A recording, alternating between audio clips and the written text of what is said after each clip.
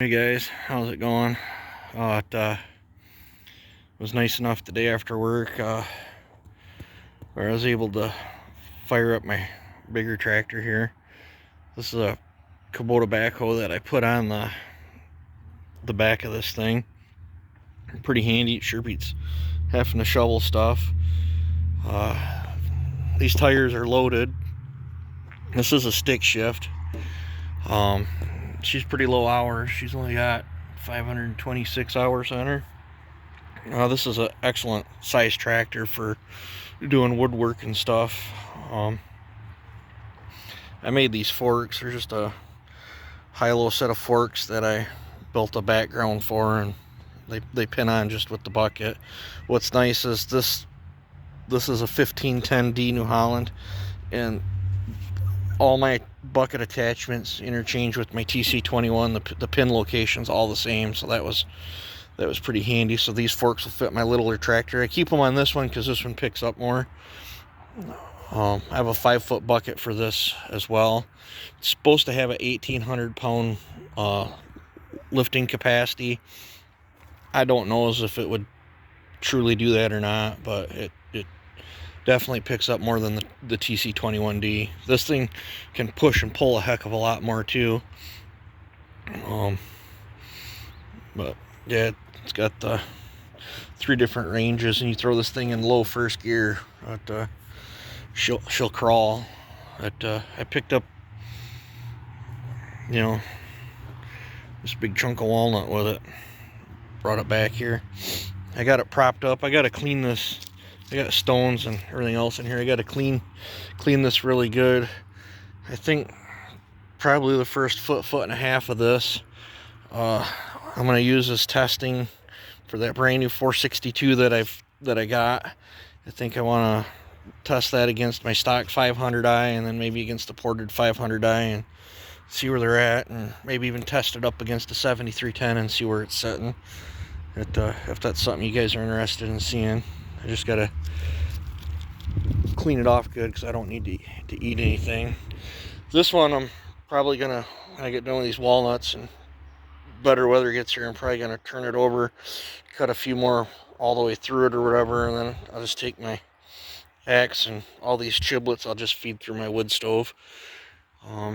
There's the other piece of test walnut that I got. I propped it up like this. We got some rain coming. I hope it's gonna rinse some of that stuff off, but just thought I'd show you what I got coming on. I did run the 4910 some more with a muffler. A video is actually loading as we speak, right, or as I'm talking right now. But I did tear that back down. I got another piston coming for it. There's just some things after tearing it down like 5 times and checking things out. I don't like how things are wearing and how it's behaving and stuff. So I'm gonna change it up, and I got a different pipe coming for it. I haven't gave up on it. I'll still keep plugging along on it. But I'll walk over and show you my wood splitter. I built this thing quite a few years ago, probably, I don't know, 6 years ago or so maybe. It's just homemade. It's got a 22 gallon a minute pump. It's a 16 horse Carroll Stream engine, like knockoff, kind of like Harbor Freight thing. But when I built this, I bought the pump, the motor, the hydraulic tank, the valve, the cylinder. I bought all that stuff brand spanking new. I mean, that was pretty pricey, but when you deal with firewood, time is money, and 22 gallon a minute pump, this thing's got some good cycle speeds.